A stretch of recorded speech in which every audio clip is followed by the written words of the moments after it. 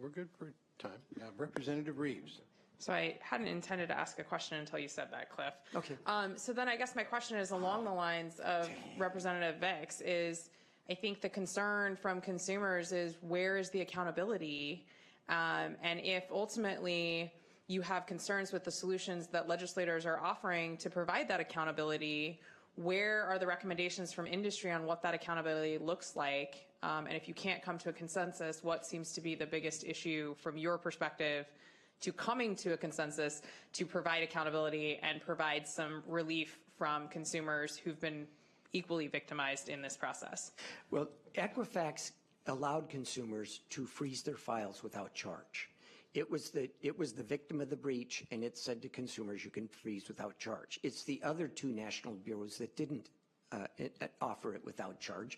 And I believe that whether you think that's right or wrong, that the other two bureaus should have, none of the three bureaus would have done it if it had been a Target breach or a hotel chain that's information got breached. We see these in the newspaper probably more often than we wish we would.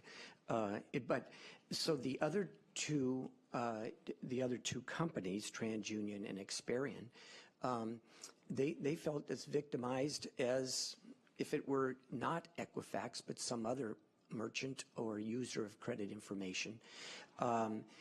And as I said, the industry's position historically represented in these laws as they exist around is that there is a cost. There's a cost to freezing a file, a cost to saying lift it for this particular merchant, a cost for refreezing it and eventually lifting it. And we believe that allowing the companies to recover some part of that cost, we don't believe these are a profit center in the least, they're a way to defray some of that cost, is fair. And I think that's without, I don't want to speak for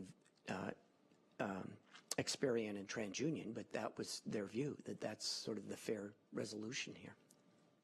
Or that's what the law allowed. It's probably a better way to say it.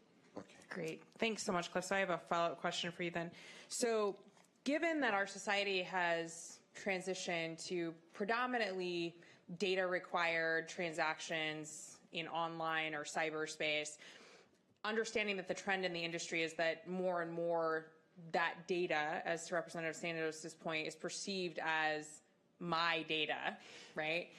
Help me understand then what mechanisms the industry is either putting in place or looking to put in place across the system. And while I empathize with those credit bureaus who feel victimized, I empathize much more with the consumers who are telling me that it's costing them anywhere from way more than $10 to hundreds upon hundreds of dollars when their identity is stolen because of a lack of accountability from your organization or the organizations you represent. So then at least give me a glimmer of hope that knowing that this is the trend in America, with all of the news about Russia and all of these things, help me understand where the industry is planning to go then in providing some sense of security of consumer data in this process.